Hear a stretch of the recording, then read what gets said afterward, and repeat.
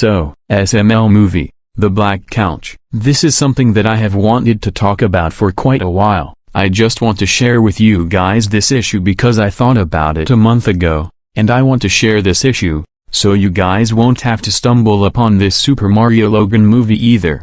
So, it was about a month ago, as I said. I was at a house with my friend named Gordon. While I joined the SML fan base in 2018, Gordon has been a fan since 2012, which was just 3 years before the end of the golden age. Gordon told me that he had a friend and that this friend was an archivist at heart. Gordon was an old fan who also really liked Jeffy, so he managed to stay throughout the dark times of Super Mario Logan. Gordon's friend, named George, supposedly downloaded a copy of a lost SML video and let us have it. Gordon originally had a YouTube channel where he gave people SML videos to watch before they were made fully public. He pirated the video files so people could watch the videos earlier. We received a copy of a lost SML video from George after Gordon's YouTube channel got terminated for pirating said videos. This video was supposed to be a copy of the original full-length Super Mario Logan movie. For those of you who don't know about the Super Mario Logan movie drama, Logan had been promising to release an official Super Mario Logan movie for over a year, in which he had constantly delayed it up until the point where it was permanently cancelled. When August of 2018 rolled around, there was no point in waiting. We had just received the copy of the movie, and were eager to watch it. We would be the first to witness the official Super Mario Logan movie. Gordon and I had a sleepover at his house and decided to watch the video file for the first time. However, when we saw it, it wasn't the official full-length SML movie. It was an SML video titled, The Black Couch. Gordon and I were both really confused. We expected to watch a copy of the official Super Mario Logan movie early, but instead, we got a regular SML video that was approximately 22 minutes and 17 seconds long, titled, The Black Couch. The file had its own custom thumbnail, which I can only guess was the thumbnail of what was originally the video on YouTube, but it wasn't like a thumbnail you'd expect to see. The usually bold text was rather thin and dreary looking, the background was a dark field, and the only other thing on the thumbnail was Mario. But this was no ordinary Mario. All of the color on the thumbnail was removed, even Mario. Mario had no eyes, which were replaced with bleeding holes in his skull. You could see his ribs through his shirt, and his arms were held down in a way that made him look depressed. Gordon didn't want to watch, but I convinced him that we had to because for all we know, it could just be a troll, or it could be the actual movie for all we know, so we clicked on the video file and began watching.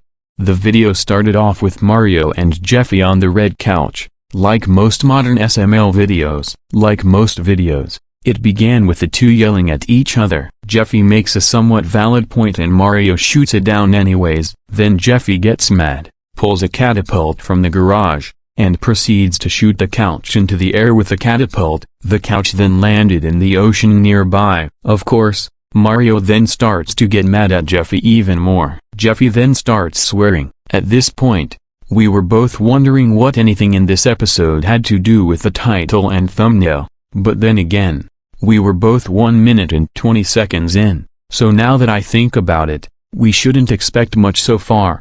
In the next scene, we see Mario at the furniture store looking for a new couch since the old one is practically gone. A guy working at the store says there's a perfect couch for the family that's Mario's size. He then takes him into the back where we see a black sectional sofa that can fit everyone and pretty much everyone else. We then get a scene with every SML character you can imagine sitting on the couch: Mario, Rosalina, Jeffy, Shrek, Woody, Toad, Joseph, Cody, Bowser Jr., Chef PP, all of them are sitting on the couch. Mario and Rosalina congratulate Jeffy considering that without him, they wouldn't have gotten such an awesome new couch. You can tell that when Bowser Jr. gets the urge to get up and make tacos at 4 o'clock a.m., this is when things are going to get weird. This is weird, but I guess that this was meant to be funny, so I took it as a joke. Bowser Jr. goes into Mario's room, and asks him if he can eat tacos at 4 o'clock a.m. Mario tells Bowser Jr. that they don't even have tacos, and that Bowser Jr. shouldn't even be in the scene because they're both played by Logan, which I took as a joke on how Logan's the cameraman and he voices both Mario and Bowser Jr. I believed another person was holding the camera, possibly Lance, Poobie, or God knows who, while Logan voiced the two characters at the scene. So, Bowser Jr. decides to go into the kitchen and make tacos. Anyway, while he's making them, he gets dizzy and faints out of nowhere. We get 30 seconds of a blurry camera zooming in on Jr. while a high-pitched tone plays, then silence for a solid 10 seconds. Jr. wakes up, turns his head, and we see something me and Gordon could never unsee. It was a dead woman, possibly a puppet, lying right in front of him. Her face was pale, her eyes and mouth were wide open, and blood was oozing out of her almost toothless mouth. I had no words or thoughts. I felt like I had gone lightheaded from fear watching this video. The camera only focused on the woman for a few seconds, before Jr. gets scared and runs to his room. That was when he saw the woman, awoke from the dead, standing in front of his door and slowly walked towards him. Jr. runs to the couch, and sees the shadow of the zombified woman slowly approaching from the hallway. He then tries to bury himself in between the couch cushions in an attempt to make it until the morning, but then, he gets pulled in by something. Then we hear a crunch as he's flailing around in the couch cushions as his muffled screams soon fade. That is the last time we see Jr. in this episode, alive. We then get the next scene, which takes place the morning after Jr.'s death. It's a scene of a picture hanging on a telephone pole. It was a picture of Bowser Jr., with text in all capitals saying missing. This was unsettling considering that we, the audience, both knew and didn't know what happened to him. Mario, Black Yoshi, Cappy who made a comeback in SML movie Mario's New Hat, and even Sheila, Bowser's wife, who made a comeback in this video, go to look for Jr. However, they did not find him. Later that night, we see Jeffy sleeping, when he hears a strange noise coming from the hallway. Jeffy, stupidly enough, goes to see what the noises are. He goes into the living room and sees the noises are coming from the black couch. He sticks his head in the couch cushions and asks, "Oh hey mister, weird noises, what the?" For 10 seconds we hear a weird humming noise coming from the couch. Then, a bloody mangled hand reaches for Jeffy, and pulls him into the couch. We then see Jeffy wake up in a field similar to the one in the thumbnail, a creepy field with scarce trees and no color. The next sound for about 20 seconds is the sound of wind rustling through the trees. Even Jeffy is discolored, but he was appearing to be expressionless. Then the scene changes as this mystery world dissolves around him, and Jeffy is now inside a dark void. He hears a slight noise with sheikdom, included with a creepy child's laughter, and turns around. What he sees next is even scarier than before. What the camera was focusing on was a dead creature. Its body and bones were so mangled that neither me nor Gordon could tell what kind of creature it even was. Suddenly, it lifts its head up and slowly stares into the camera. His eyes catch fire and brighten his face, and he said in a slow and creepy voice, "Wanna see my pencil?" This is when the video now takes a very gruesome turn. He began to scream in panic, but it was not the normal scream we've heard so many times before. This is a scream of true fear, panic, confusion, and loneliness. You can hear the panic in Jeffy's voice as he tries to escape. The figure behind him rises up to about 7 feet tall. Most of the mangled meat and muscle falls off the body as it raises its hands into the air and gives some kind of ancient chant. Suddenly, out of nowhere, weapons start to fly around the void as 2 axes slice Jeffy's body, creating a massive X of blood across his stomach. Just then, a bloody butcher knife flies around the slowly dying Jeffy, goes above him, and it then slams into his head, cutting his skull in half. We watch Jeffy's corpse slowly bleed out for over a minute, as the camera slowly zooms out, so slowly that you can barely even notice the camera zooming out. It is now the next day. There is a missing poster for Jeffy hanging over Bowser Jr.'s. Mario then gets a knock at the door.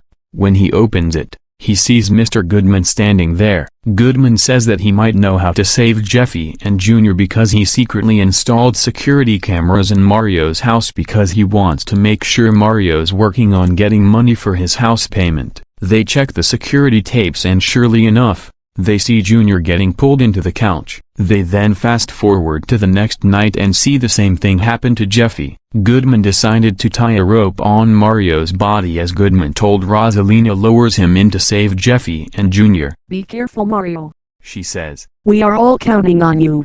Suddenly, the police burst into Mario's house and run upstairs, telling Mario that he can't go into the couch and that they've been trying to destroy the couch for 3 years, but they haven't been able to find it.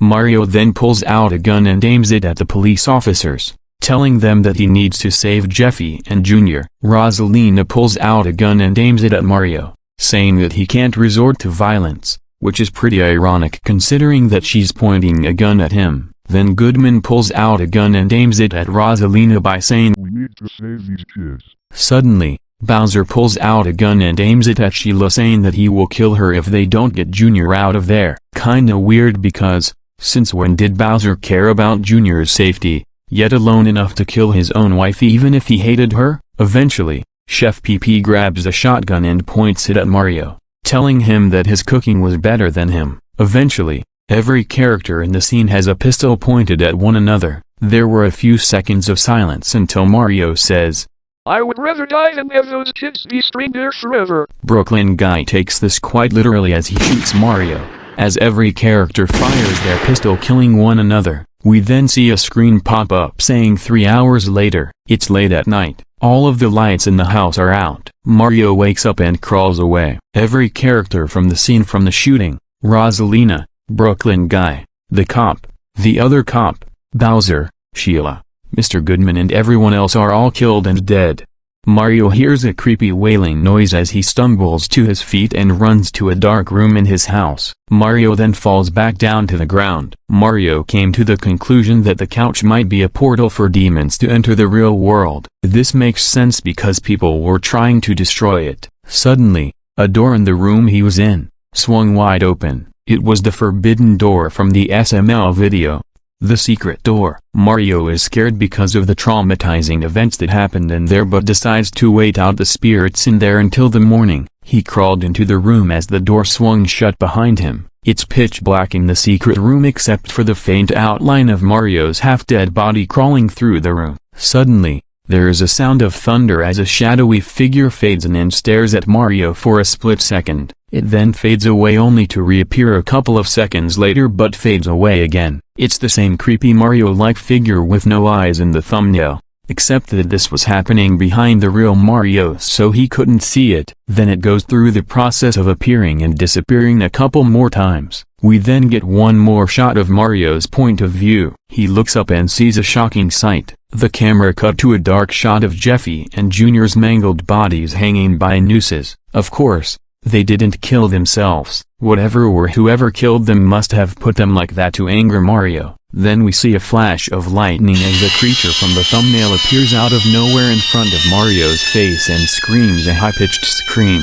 That's where the episode ended. Then, the SML question popped up, but it didn't say anything special. It wasn't even a question. It was just a black screen with no music saying, SML question. You're next to broken bar. There was no caption at the bottom saying that the funniest comment wins a free video game or anything.